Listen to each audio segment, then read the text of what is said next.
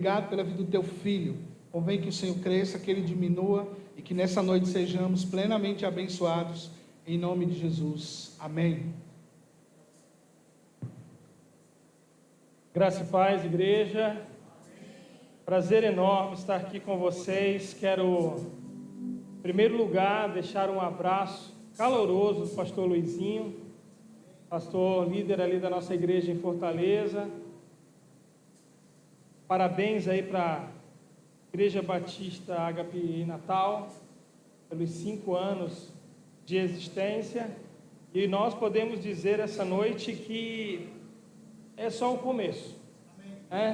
Deus tem muito ainda a realizar aqui entre nós, e eu creio nisso. Você crê também? Deus tem muitas coisas ainda a fazer. Que nessa noite seu coração esteja pronto para receber a palavra.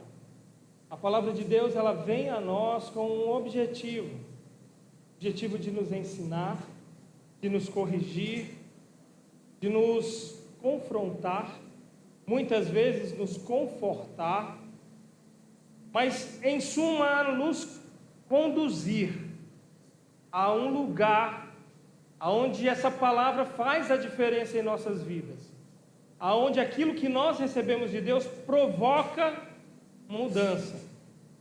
E essa mudança, ela vem trazer uma proximidade maior com o reino, uma proximidade maior com Jesus.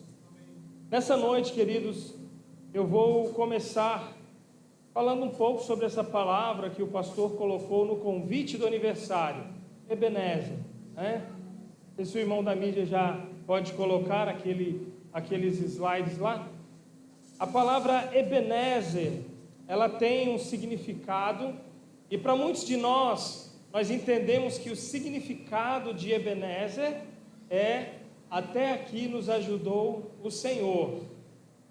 Mas há algo um pouco diferente disso, e eu queria compartilhar rapidamente com vocês, nesse começo, nessa introdução, o significado dessa palavra Ebenezer.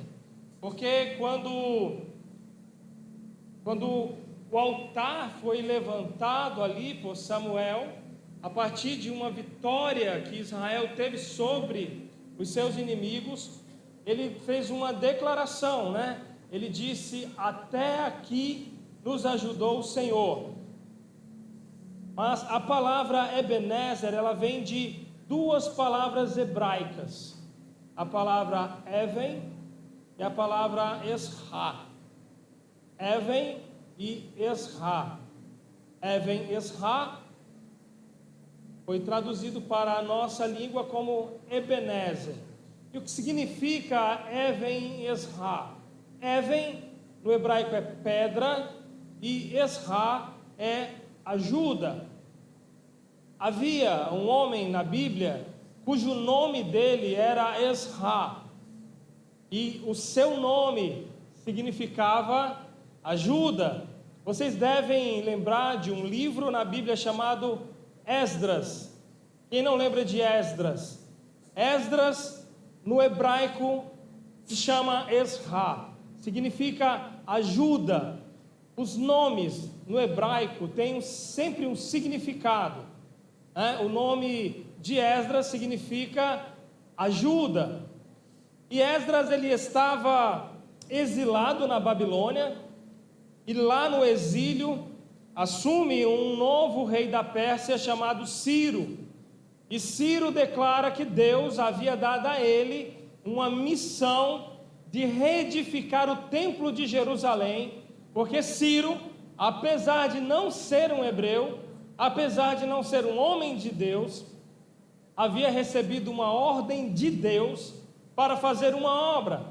Então ele chama o seu povo a cooperar para que o templo de Jerusalém seja edificado. E ele chama um homem chamado Esdras e dá a ele uma grande quantia de dinheiro que foi levantado dentro da população da Pérsia, vários ciclos de ouro, de prata, entrega a ele com o objetivo de que ele leve para Jerusalém e que ele reedifique o templo, o lugar da adoração. Então eu queria que você entendesse nesse contexto que Esdras, cujo significado do seu nome é ajuda, ele foi levantado por Deus para ajudar a edificar um templo.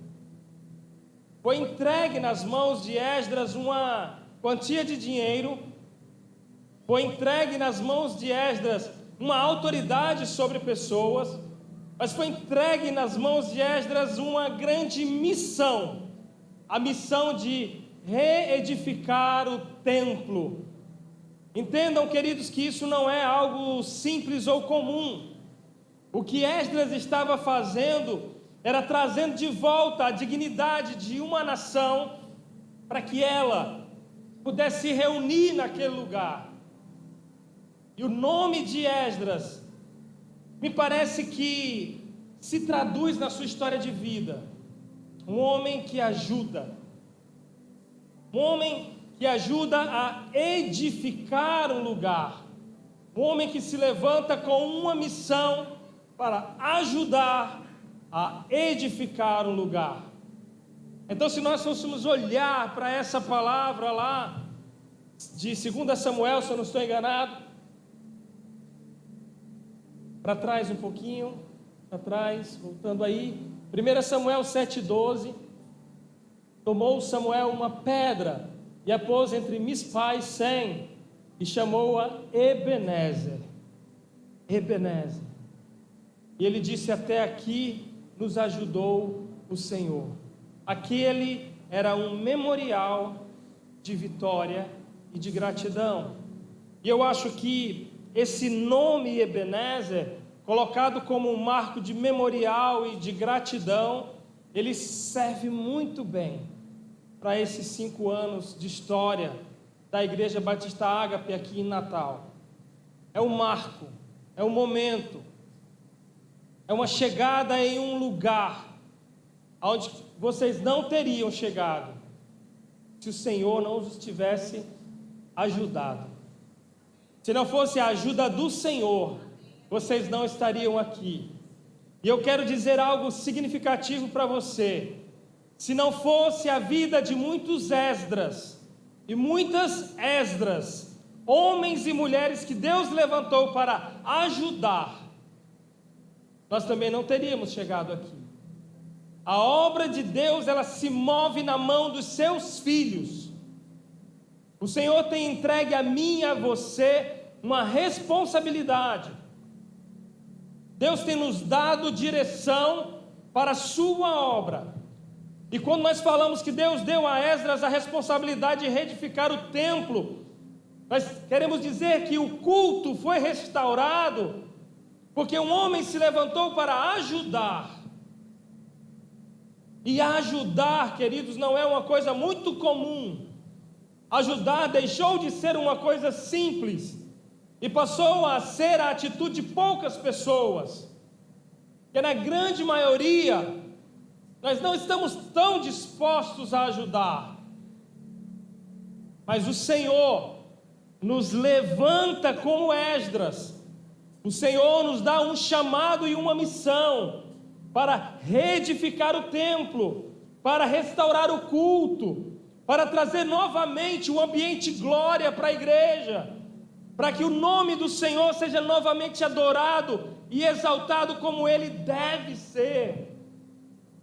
Eu lembro do que Jesus respondeu à mulher samaritana, dizendo a ela: olha, não se preocupe com o monte, não se preocupe com o templo, porque o Pai busca adoradores. Sim, busca, mas busca aqueles que o adoram em espírito e em verdade.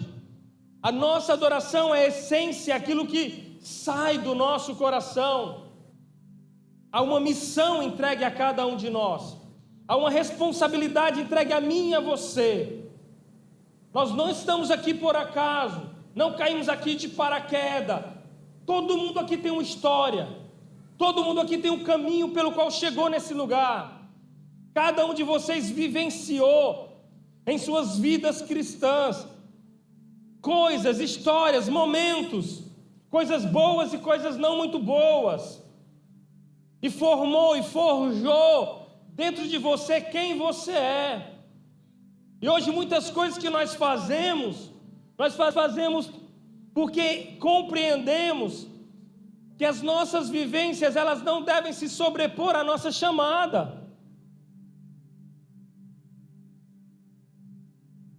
Muitas coisas formam a história de uma pessoa. Eu olho para você, você olha para mim.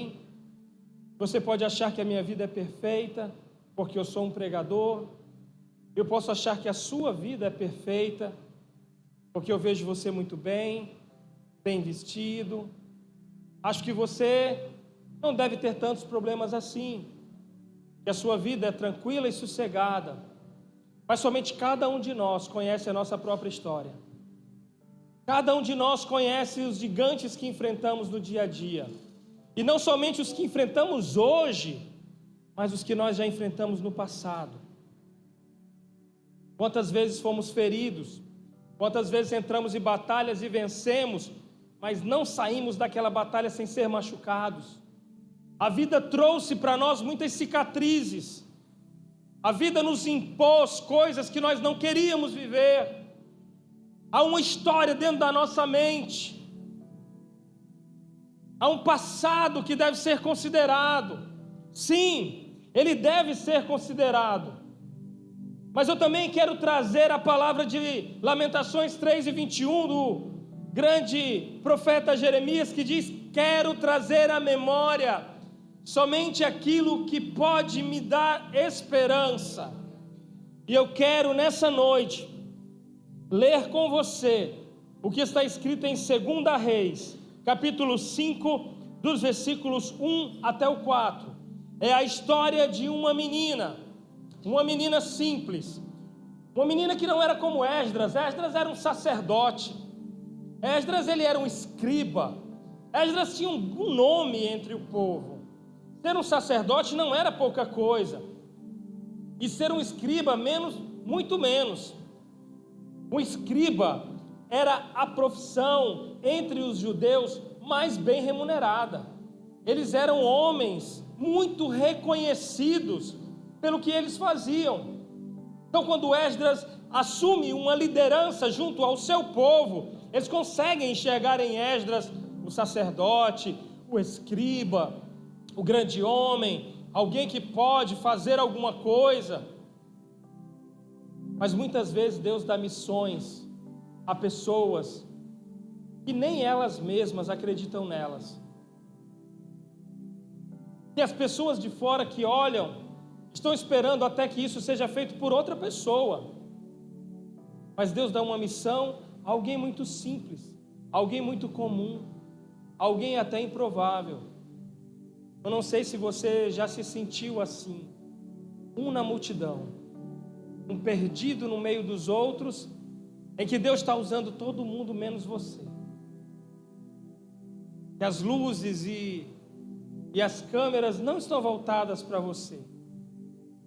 Você está em um lugar como se fosse escondido dos olhos da igreja, muitas vezes escondido dos olhos da sociedade, passando em muitos lugares como às vezes uma pessoa invisível, não sendo reconhecido e não tendo pompa. E você muitas vezes pensa: como assim Deus vai me usar? Aonde Deus vai me usar? Que lugar é esse onde eu estou? E o que Deus vai fazer comigo aqui? Como eu vou ajudar? Ah, pastor, eu gostei dessa palavra. Ajuda. Eu quero essa palavra, eu quero ajudar. Mas como eu faço isso? Se eu não encontro no meu dia a dia as oportunidades. Eu queria falar sobre essa menina judia, sem nome. A Bíblia não diz o nome dela. Você já pensou? Alguém que tem uma obra que foi registrada para toda a posteridade. Ninguém sabe o nome dela, nem o nome de seu pai, nem de seus filhos. É como se ela tivesse passado na história apenas como aquela menina. Mas qual era o nome dela? Não sei. E eu realmente não sei, e nenhum historiador conta ou dá o nome a essa menina, ou sobre sua genealogia, como muitos são citados na Bíblia, filho de fulano, filho de ciclano, dão até a 4ª geração, mas dessa menina nada é dito. 2 Reis capítulo 5, do versículo 1 ao 4, diz assim: Naamã, comandante do exército do rei da Síria, era grande homem diante do seu senhor, e de muito conceito, porque por ele, o Senhor Deus, dera vitória à Síria. Ele era herói de guerra, porém leproso. Saíram tropas da Síria e da terra de Israel e levaram cativa uma menina que ficou ao serviço da mulher de Naamã. Disse ela à sua senhora: Oxalá meu senhor estivesse diante do profeta que está em Samaria. Meu senhor aqui era Naamã, senhor da casa onde ela estava servindo. Ele o restauraria da sua lepra. Então foi Naamã e disse ao seu senhor, que era o rei da Síria, o que a menina disse para a esposa de Naamã. A esposa de Naamã disse para Naamã, e Naamã pegou o que a menina tinha dito e disse ao rei. Aquela palavra que ela disse lá na casa de Naamã, não sei se na cozinha, em um quarto ou em algum corredor, mas ela disse para aquela mulher: se o meu senhor estivesse em Samaria, diante do profeta, ele o curaria, o restauraria da sua lepra. Essa palavra, dita naquele lugar, dentro da casa de Naamã, foi repetida momentos depois, na presença do rei da Síria. E o rei da Síria fala, Naamã fala ao rei da Síria: assim e assim falou a jovem que é da terra de Israel. Essa menina sem nome, essa menina sem expressão, ela estava em um lugar onde ela não queria estar. Ou vocês acham que ela queria? Ela não queria. O texto diz claramente que ela foi levada cativa. Se ela foi levada cativa, logo ela era uma escrava. Ela não trabalhava por sua remuneração, ela trabalhava para sobreviver, para não morrer. Ela trabalhava debaixo de um jugo. Essa menina, ela tinha tudo, ela tinha todos os ingredientes para ser uma menina amargurada. E a primeira coisa que eu quero dizer a você essa noite é que para cumprir aquilo que o Senhor tem para você, você tem que ser uma pessoa sem amargura. Eu vou dar a vocês hoje 5 ingredientes para que vocês possam cumprir o propósito e o chamado para serem Esdras, para ajudarem a edificar o culto ao Senhor. O primeiro ingrediente é ser uma pessoa sem amargura. O que é amargura? Amargura é sabor amargo, aflição, angústia, tristeza, desgosto, lamentações, ressentimentos, traumas, mágoas. Vocês acham que essa menina não tinha mágoas? Vocês acham que ela não tinha ressentimentos? Ela foi tirada da sua família, ela foi tirada do meio da sua casa e foi levada para um lugar para ser escrava e servia em um lugar somente para sobreviver. Será que não seria comum pensar que essa menina tivesse uma certa amargura, uma tristeza contra a família de Naamã? Talvez vendo Naamã doente, ela pudesse pensar que logo morra, que ore. Sabe, aquilo que ela estava vivendo, o cativeiro, o serviço da casa, as pressões exteriores, a saudade de sua casa, a lembrança de seus pais, e ela sendo privada de tudo isso. Entendam, todo esse contexto poderia gerar um sentimento de amargura natural nessa menina, mas o ambiente e o contexto não foram suficientes para transformar essa menina em uma menina amarga, em uma menina que desejasse a morte de Naamã, em uma menina que desejasse a separação dele de sua esposa, uma menina que desejasse ver o mal daquela casa. Não, essa menina mostra muito claramente para mim e para você que ela era uma pessoa sem amargura. Porque quando ela chega para a esposa de Naamã e diz: quem dera o meu Senhor estivesse diante do profeta que está em Samaria, ele o restauraria da sua lepra. Essa menina joga de lado todo o contexto de amargura, de perseguição, de tristeza, de lamentos ou de ressentimentos que ela pudesse ter, para dizer: quem dera ele fosse curado. Eu queria vê-lo curado. Eu queria ver o meu Senhor nessa casa sem essa enfermidade, sem essa lepra. Eu sei que a presença dele nessa casa, sem essa doença, traria para todos nós alegria. Traria para minha senhora, para aquela que está junto comigo, alegria.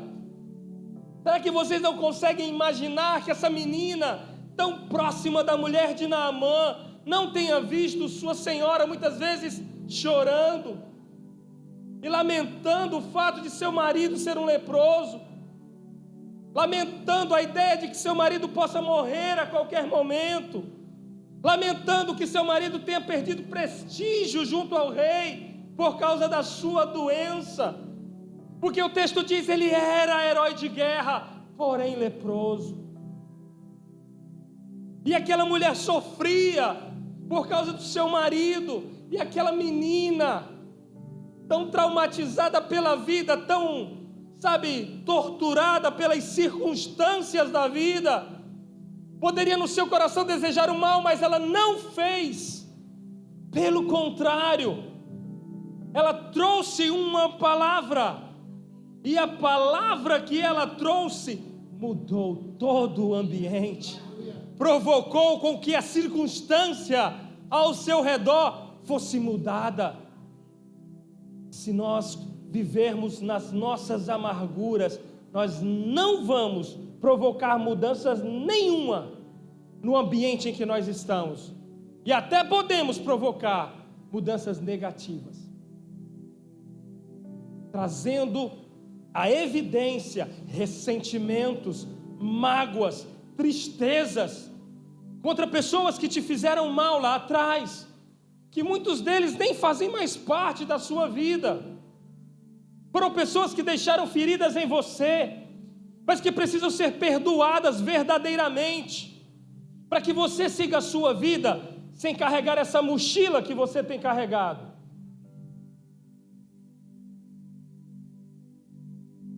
Uma vez me disseram, e eu creio que vocês até já ouviram essa frase, que o ressentimento e a mágoa é como um veneno que você toma achando que o outro é quem vai morrer.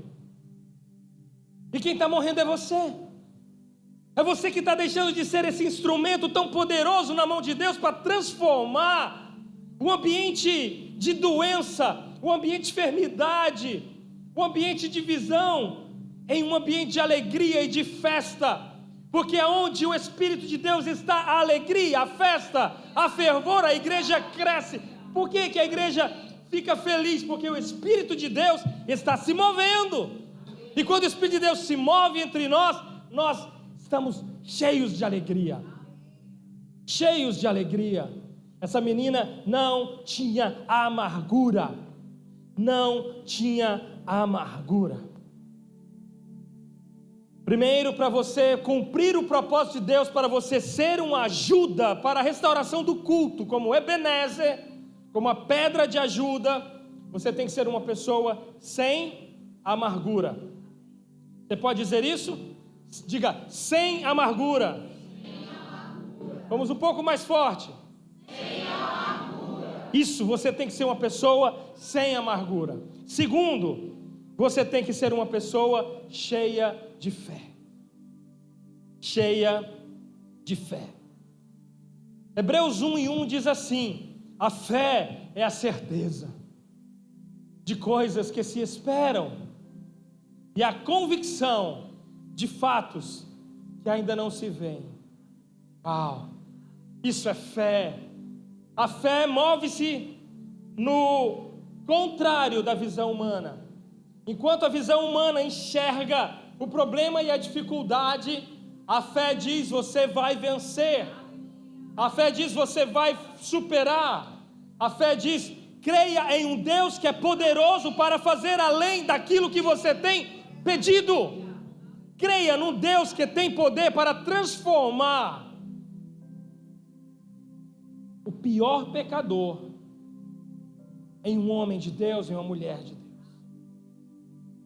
Porque eu quero dizer algo a vocês essa noite: o maior milagre do Senhor não está em transportar montes para o meio dos mares, até porque eu nunca nem vi, não a propósito, mas foi dado como hiperlativo para uma grande fé, a fé capaz de transportar os montes. Sabe que o maior milagre não é a cura do câncer, o maior milagre não é transformar um casamento destruído em um casamento restaurado. O maior milagre não é Deus pegar as suas finanças, estejam talvez destruídas, e transformar você numa pessoa bem-sucedida. O maior milagre do Senhor é transformar uma pessoa, um pecador, em um adorador. Esse é o maior de todos os milagres.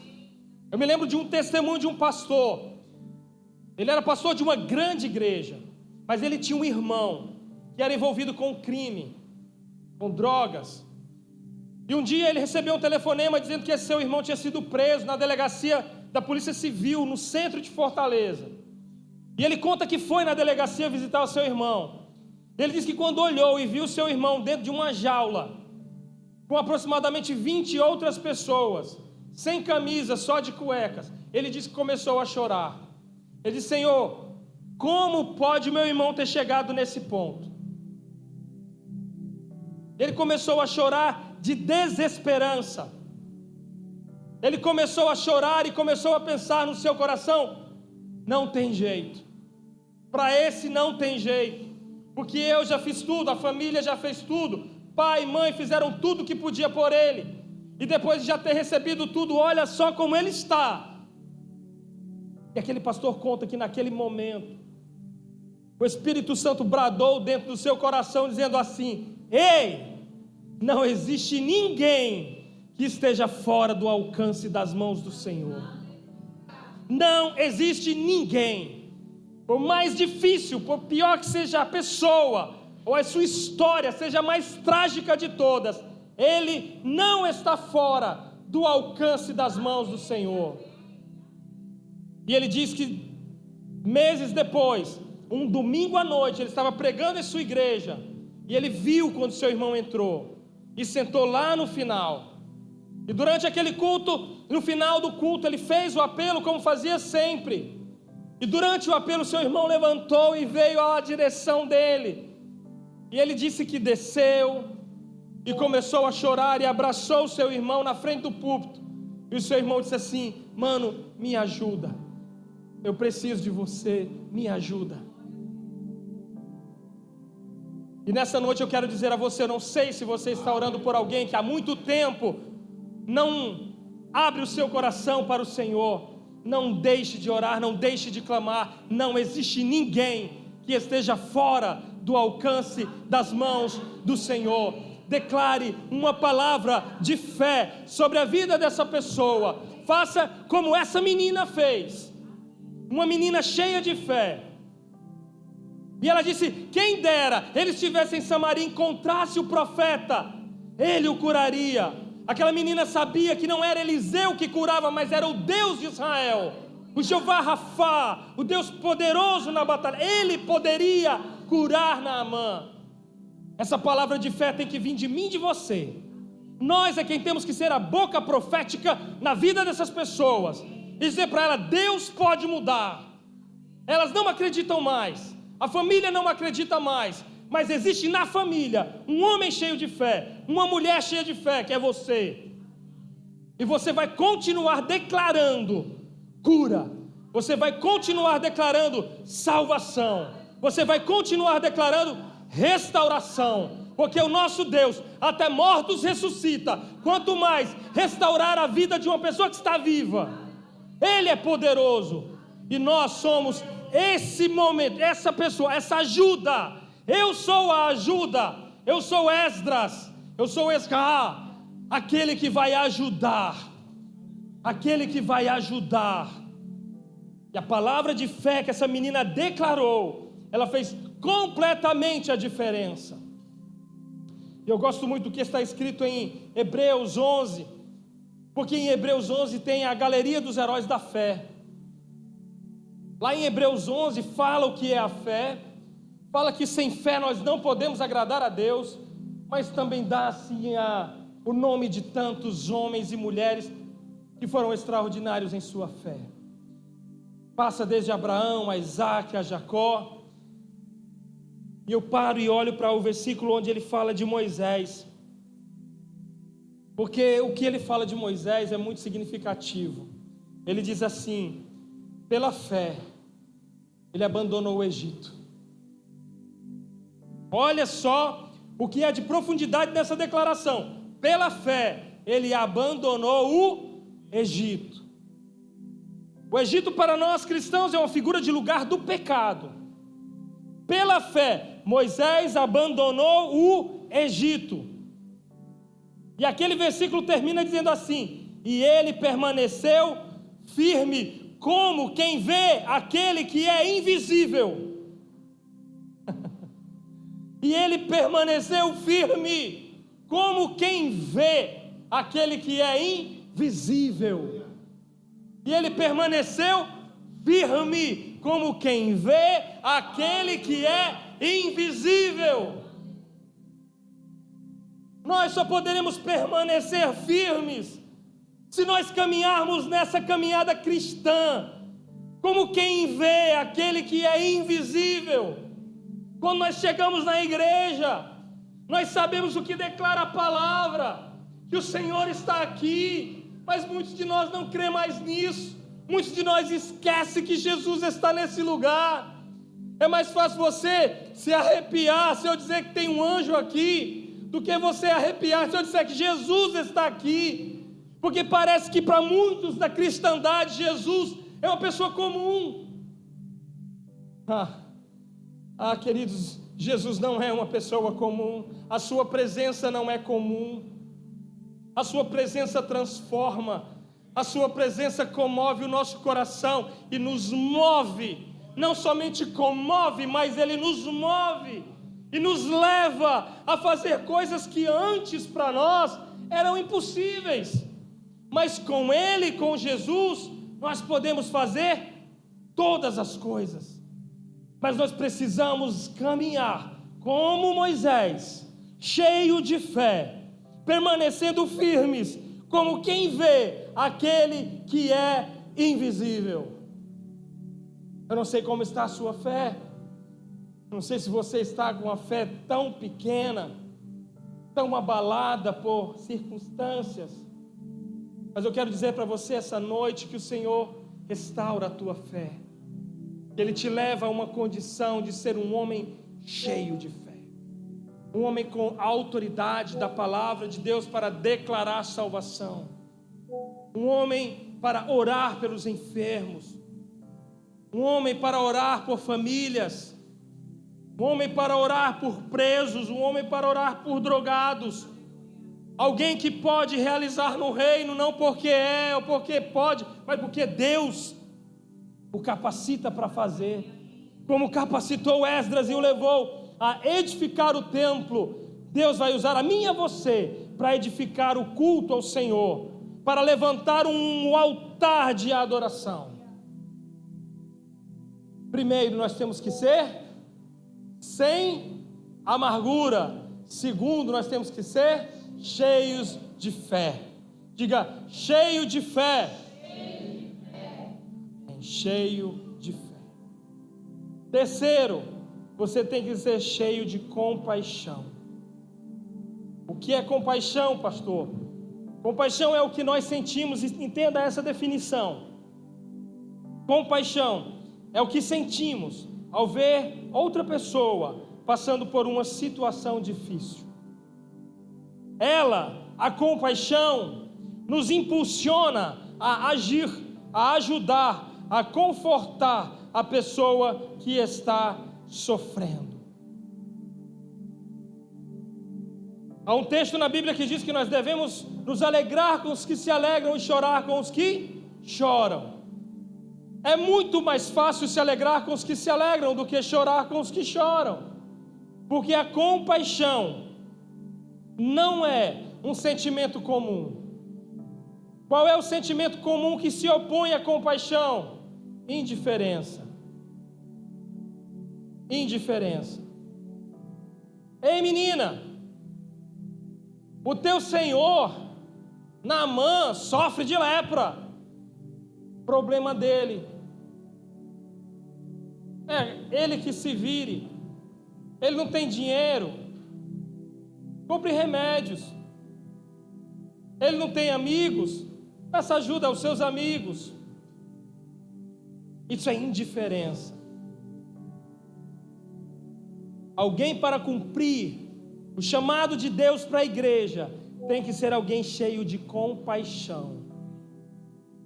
Cheio de compaixão. Em Marcos 8, relata a segunda multiplicação dos pães. Jesus está em um lugar e uma multidão está seguindo Jesus. Já tem alguns dias que essas pessoas seguem Jesus e ouvem as suas palavras e veem os seus milagres.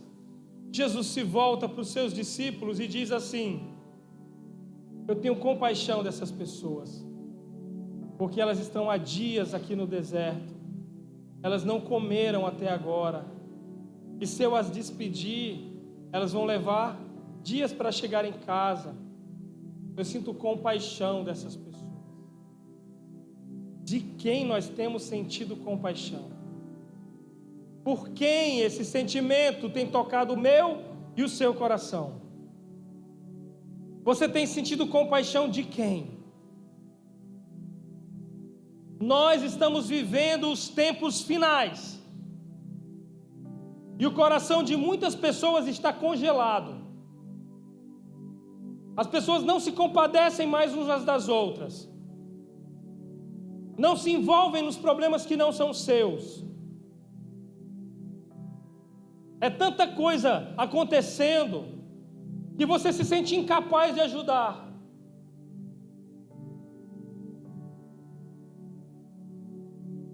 Será que a mulher cananeia, quando pediu a Jesus que tivesse compaixão dela, ela não esperava uma atitude diferente de Jesus? Quando aqueles dois cegos pediram: Senhor, se compadece de nós. O próprio cego Bartimeu, que gritava: Jesus, filho de Davi, tem misericórdia de mim. Olha para mim, se compadece de mim, Senhor. A compaixão é um sentimento em crise, em falta nesse mundo de hoje.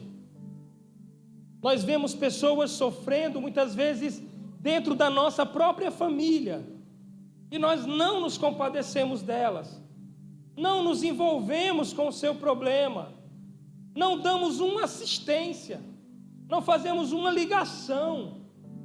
nem para perguntar se a pessoa está bem ou está mal, porque nós temos medo de ir ligando para a pessoa, essa pessoa nos pedir ajuda e a gente não quer ajudar. Ajudar muitas vezes não depende somente dos seus recursos financeiros, porque muitas vezes, quando a ajuda depende dos nossos recursos financeiros e exige tão pouco da gente, a gente nem assim está tão disposto a ajudar. Ah, pastor, isso acontece. Acontece. Mas nós precisamos mudar essa circunstância. Olhe para o seu coração. Eu sei que essa palavra não vai arrancar muitas glórias e aleluias. É uma palavra que te pressiona, que te confronta. Quem você é aqui, ó? O que você sente aqui? O que você sente aqui? O que você sente quando você escuta uma história de morte? De uma mãe que perdeu um filho. Ah, pastor, não é meu filho, nem meu sobrinho, nem conheço.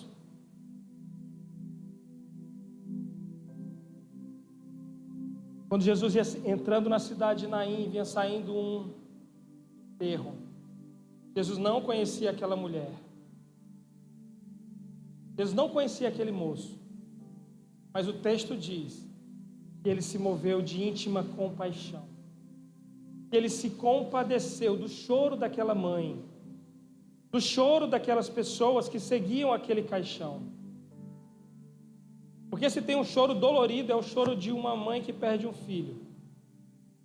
De todos os choros de sofrimento que você pode conhecer, talvez seja esse o pior e mais amargo e mais dolorido.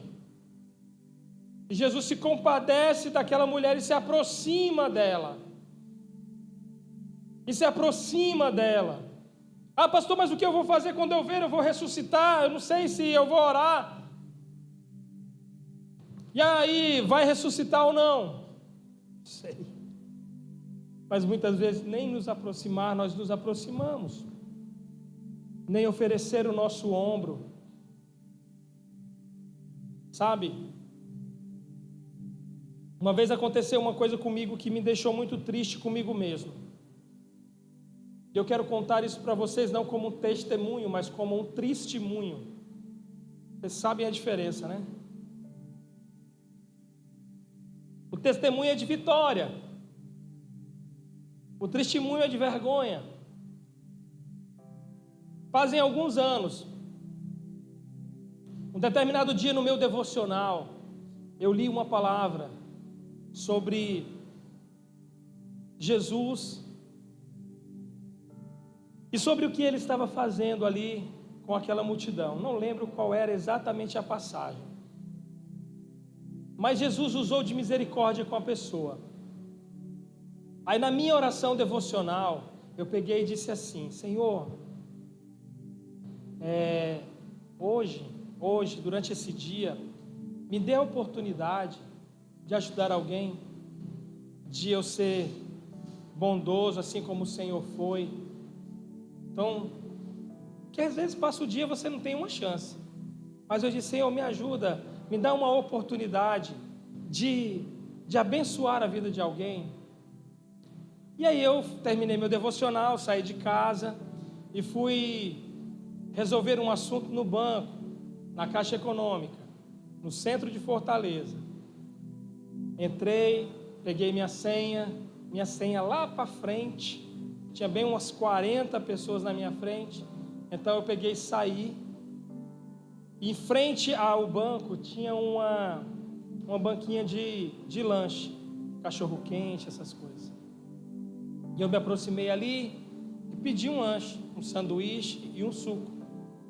E fiquei ali do lado esperando que o meu lanche ficasse pronto.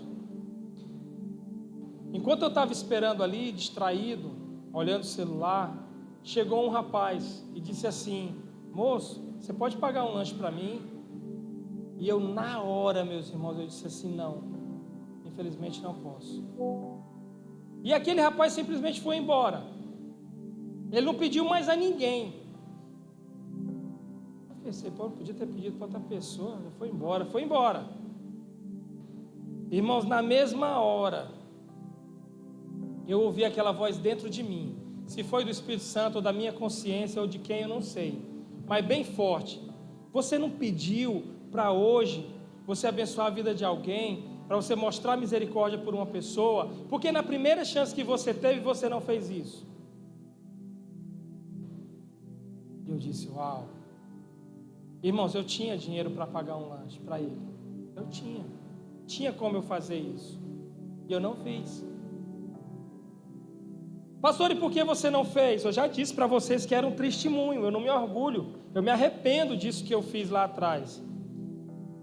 Mas eu não fiz por um motivo, porque não me compadecer e dizer não era o meu automático. O que estava no meu automático era isso, era o meu natural. Para que eu fizesse uma coisa diferente, eu precisava me esforçar, eu precisava me atentar, precisava perceber, e eu não percebi, não me atentei, e deixei funcionar o automático. E para que nós possamos ter novas atitudes, nós não podemos ligar o piloto automático na hora que a gente sai de casa. A gente tem que dizer, Senhor, fala comigo, Espírito Santo, me dirige aqui, me ajuda a entender o que está acontecendo ao meu redor, de que maneira eu posso influenciar o ambiente. Não deixe eu ligar o automático, porque na hora que eu ligo o automático, normalmente eu só faço as mesmas coisas de sempre, as coisas que não provocam mudanças nem em mim nem no ambiente. Mas para que eu faça isso, eu preciso ouvir a tua voz. Essa menina, e é a quarta atitude que eu queria aqui, a quarta atitude é a atitude doadora, aquela que é capaz de tirar de si para o outro. Segundo as Coríntios 12:15, o apóstolo Paulo deixa registrado uma frase que é das mais conhecidas. Diz assim: olha só o que Paulo diz, eu, de boa vontade, ou seja, de mim mesmo, me deixarei gastar em prol da vossa alma, ou das vossas almas. Ele está dizendo, por causa do Evangelho, por causa do que Cristo fez por vocês, eu vou me gastar, eu vou doar a minha vida. E vem a pergunta, o que nós estamos dando da nossa vida para Jesus? O que nós estamos dando da nossa vida para a igreja? Você tem real noção do que é servir? Você sabe a diferença entre fazer e servir? Fazer é quando você realiza coisas na igreja por um motivo que não seja o reino. E tem, pastor? Claro que tem. Há pessoas que fazem coisas, mas a motivação não é o reino. E quando é que isso acontece, pastor? Eu vou te dar uma dica, só para você ter talvez fazer um filtro aí. Quando, por exemplo, você só faz o que você quer. Quando você só faz o que você quer, normalmente você não está fazendo para o reino, você está fazendo para você. Só faz o que você gosta, você está fazendo para você, você não está fazendo para o reino. Você está fazendo, mas você não está servindo, porque o serviço é espiritual, e o que se tem a respeito do reino de Deus não é sobre você, é sobre o reino. Não é o que você quer, é o que é necessário ser feito. Isso é servir. Essa menina, ela era doadora, para que nós possamos alcançar o nível de restauração do culto ao Senhor. Nós temos que ser pessoas doadoras. Você pode dizer? Doadoras. Não me responda não, mas tem gente que nem o sangue doa. Tem crente que não é doador de sangue. Pastor, e tem que ser? Onde é que tem na Bíblia isso aí, pastor? Isso é doutrina, agora é heresia. Não, é porque doar sangue ajuda as pessoas. Se você doar 400 ml do seu sangue, vai fazer que falta para você? Sabe qual falta vai fazer para você? Nenhuma. Porque a sua medula vai produzir de novo a mesma quantidade de sangue que o seu corpo precisa. Aqueles 400 ml que você doou, volta. Mas tem crente que nem o sangue doa. Nem quando veio o pedido no grupo da igreja, irmãos, tem uma pessoa lá no hospital tal, precisando de sangue, vá lá no Hemós e doe para essa pessoa. A pessoa fica pensando, eu vou, meu Deus, só uma agulha daquela grossura. Ô Senhor, me dá um livramento aí, esse negócio de doar sangue nunca foi, nunca gostei. Misericórdia, eu tenho medo, uma pessoa doou sangue e morreu. Eu ouvi dizer, a pessoa estava entrando, topou na calçada, caiu, bateu a cabeça e morreu. Não vou não, vai que eu morro também. Muitas vezes encontramos tantas desculpas para não doar. Doar, queridos, é um ato altruísta. Você não está pensando em você, você está pensando no outro. Você acha que essa menina, quando foi procurar pela senhora dela, para falar o que ela falou, ela não podia ter tomado uma repreensão? Vocês acham que não? Que é isso, menina? Você está achando que aqui na Síria não tem Deus que cure também? Você está falando desses profetinhas lá de Israel? Espera aí que eu vou botar você ali no calabouço, na prisão, você vai passar 30 dias para você parar de falar besteira. Ela podia ter sido confrontada, açoitada, sofrido pelo que ela falou, mas ela disse, não, eu vou correr o risco. Eu vou correr o risco, e ela correu. Ela se doou para que a palavra de fé chegasse em Naamã, e a vida de Naamã fosse abençoada como foi. Porque nós não estamos aqui para contar a história de Naamã, não vou contar a história de Naamã e da cura dele. Estou falando dessa menina, com quem nós devemos aprender tanto, por tudo o que ela fez, por uma participação tão rápida dentro da história bíblica, mas que traz tantos ensinamentos para nós. Por último, e a quinta atitude, essa menina, ela teve uma atitude missionária. Missionária. Paixão por almas, queridos, é aquilo que muitas vezes tem faltado à igreja. Paixão por almas. Missionária. Paixão por almas. Senhor, eu quero ganhar vidas para o reino. Eu quero ver vidas sendo transformadas, Senhor. Isso é o pensamento e o coração de um missionário. Vocês devem conhecer a frase famosa de John Knox, o grande missionário da Escócia. A oração dele, houve um grande avivamento na Escócia no tempos de John Knox. Ele foi um grande pregador, quase toda a Escócia foi alcançada pelo poder do Evangelho através da vida de John Knox. Um homem, uma mulher pode fazer tanto no reino, pode produzir tantos frutos, nós nem imaginamos o quanto que pode ser. Mas John Knox orava ao Senhor e dizia, Senhor, dá-me a Escócia.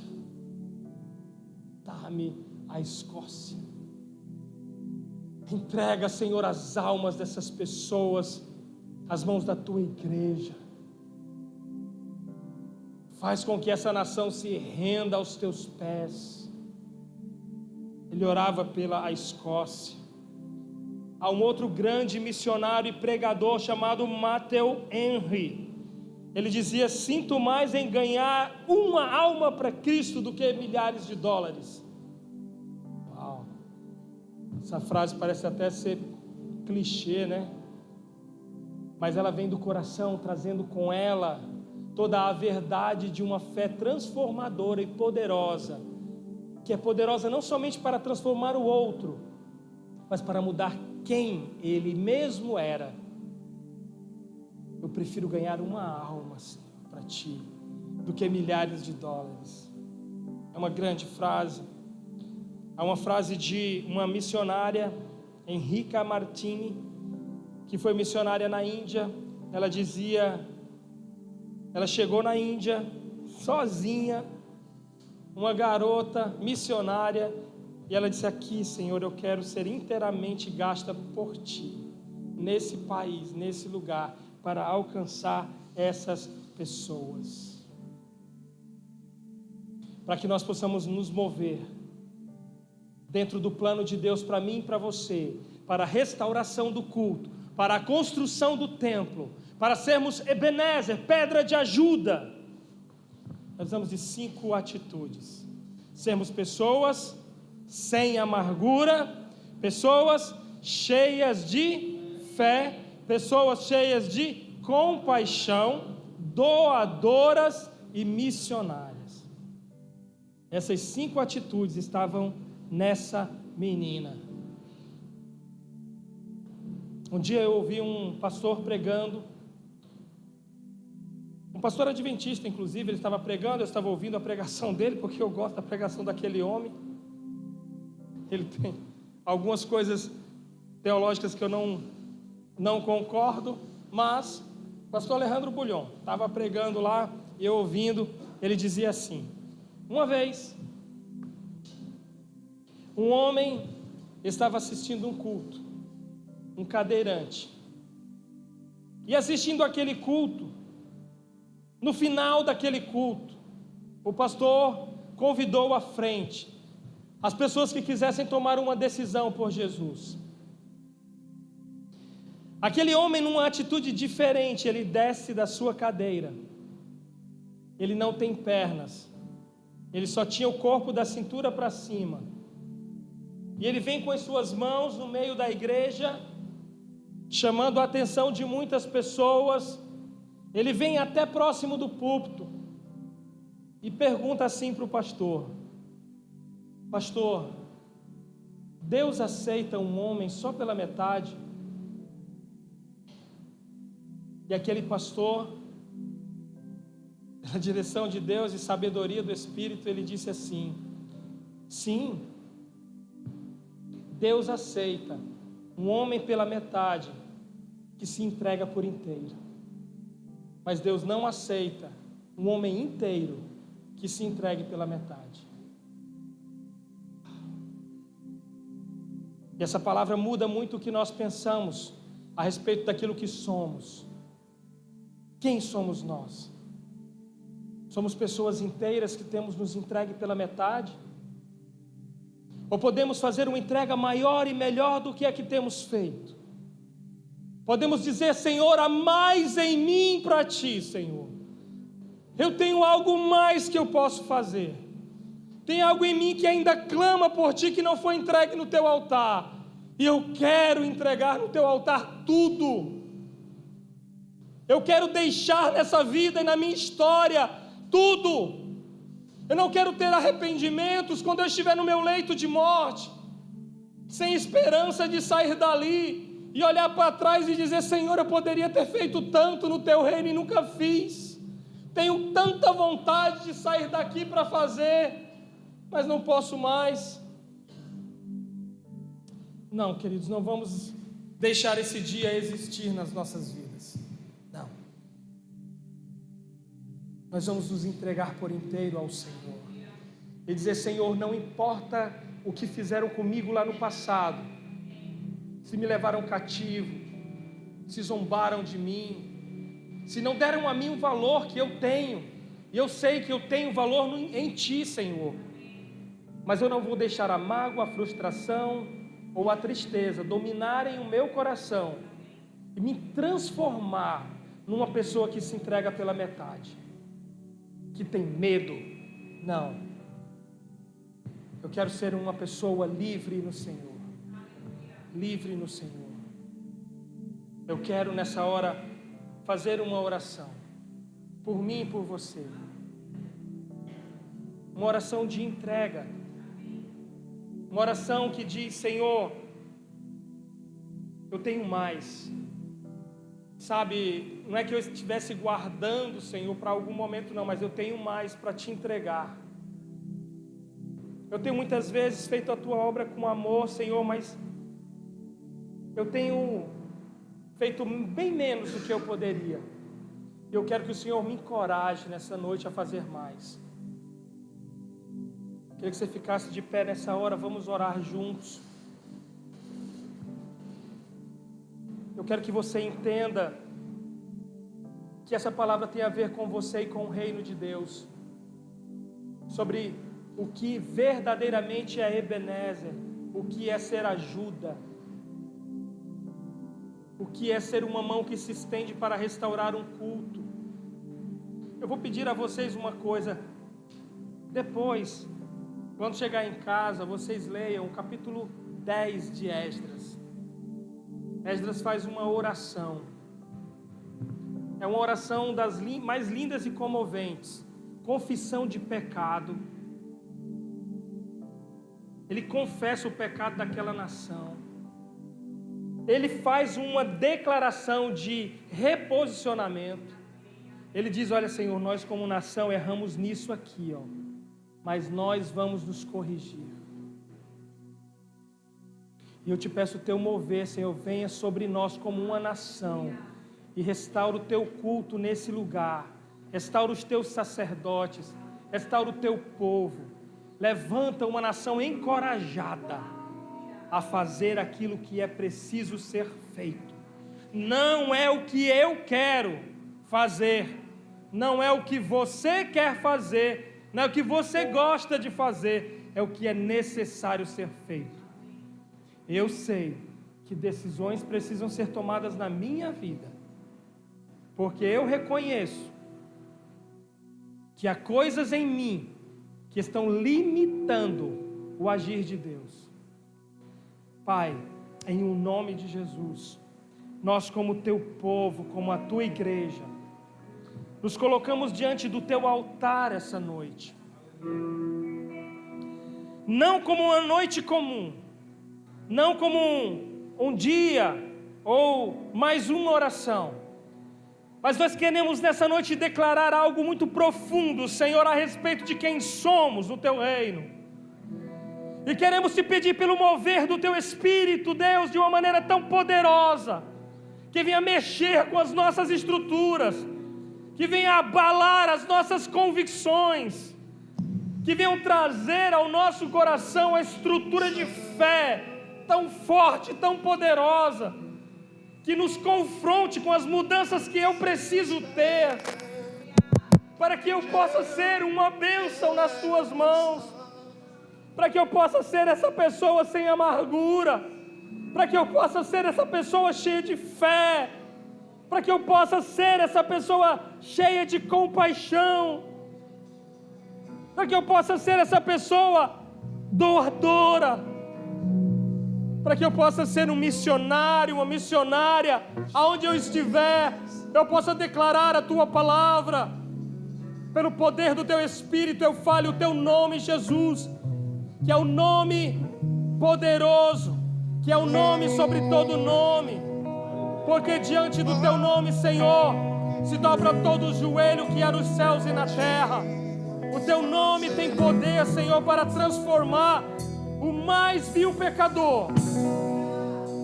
Quanto mais, Senhor, poderá fazer em nós, que já conhecemos a tua palavra e que já nos posicionamos no teu reino.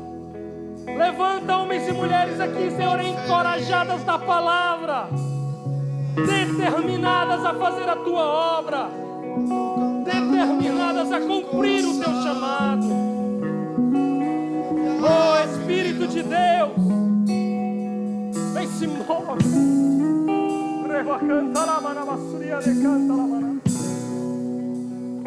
Vem se move entre nós, Espírito Santo, Espírito de autoridade e poder. Restaura, Senhor, vidas aqui que estavam quebradas, que estavam amarradas pelo jugo de um pecado. Sejam livres, o Senhor Jesus liberta de todo o pecado. O seu sangue derramado ali na cruz é poderoso para salvar. Avisem, declarem a todos que vocês encontrarem, daqueles que não conhecem a Cristo, que o sangue de Jesus é poderoso para salvar. Que o sangue de Jesus é poderoso para libertar.